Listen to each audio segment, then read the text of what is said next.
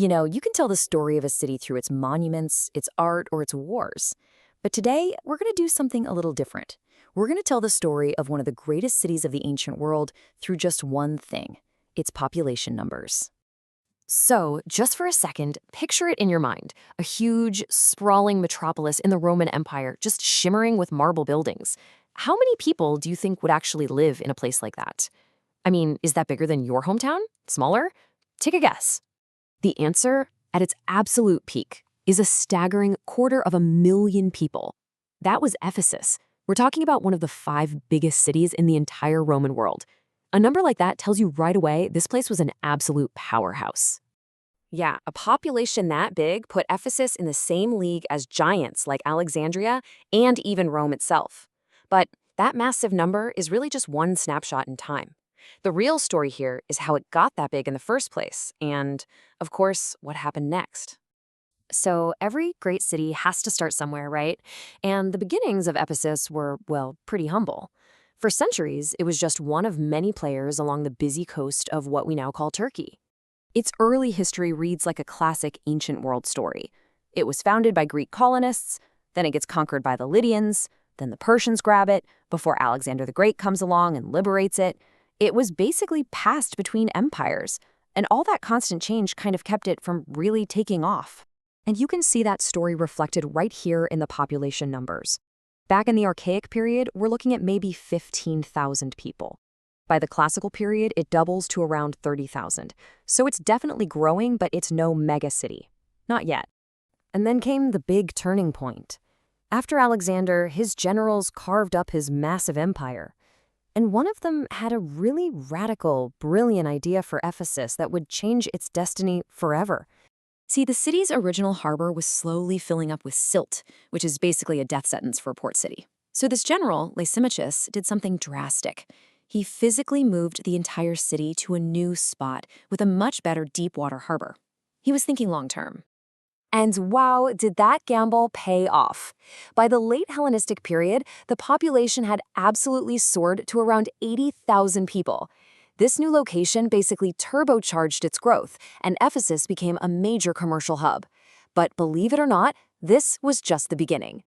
When Rome finally took control of the region, Ephesus was already a huge prize.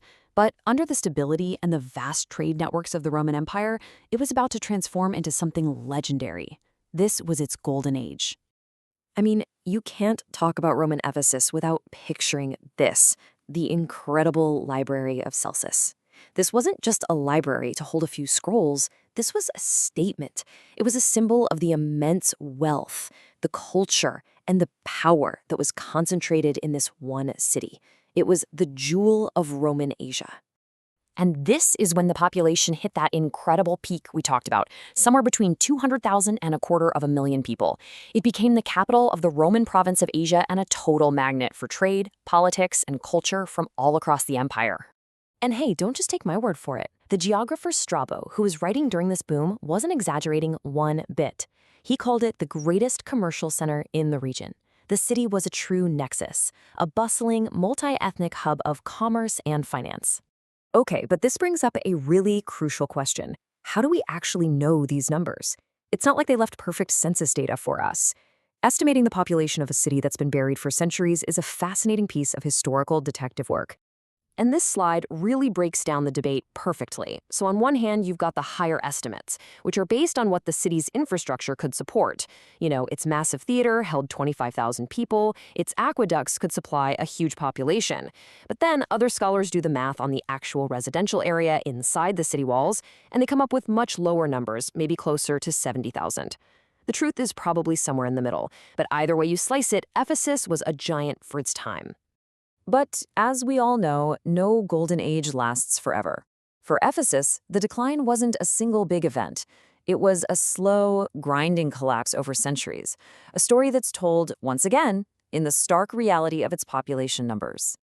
Just look at this collapse. I mean, it's just brutal. From that peak of over 200,000, the population is more than cut in half by the late antique period. By the early Byzantine era, it's down to what it was before the Romans even showed up. And by the medieval period, it's just a small town of a few thousand people, a total shadow of its former self. So what on earth happened? Well, it was a perfect storm, really. The harbor, the city's lifeblood, finally silted up for good, which choked off its trade. Then you have waves of plague, like the devastating plague of Justinian, just sweeping through. The city was sacked by Goths and raided by Arabs. Devastating earthquakes shattered its monuments. And on top of all that, you have climate change, a period called the Late Antique Little Ice Age, which likely caused famines. It was truly a death by 1,000 cuts. This convergence of disasters didn't just shrink the city. It actually physically moved it, leading to the final abandonment of the grand Roman metropolis we think of. This is such a powerful visual. On the left, you have the heart of that magnificent Roman city, and on the right, the center of the much, much smaller medieval town that came after. The scale, the location, the architecture, everything changed. As the population just kept dwindling, the survivors did the only sensible thing they could. They abandoned the sprawling, indefensible Roman city down in the plain and moved to a smaller, fortified hilltop nearby called Ionian. This was the final stage of Ephesus as a living, breathing city. And eventually, even that small settlement faded away. After the Ottoman conquest, trade routes shifted for good, and Ionian, the last echo of Ephesus, was almost completely abandoned. Its beautiful marble ruins were carted off to be used in other buildings, and its streets were slowly buried by silts and earth. So the story of Ephesus's population is really a story of geography, ambition, and catastrophe. A great city undone by the very harbor that gave it life, and then battered by forces totally beyond its control: climate, disease, and war. It really makes you wonder, what vulnerabilities are our own great cities ignoring today?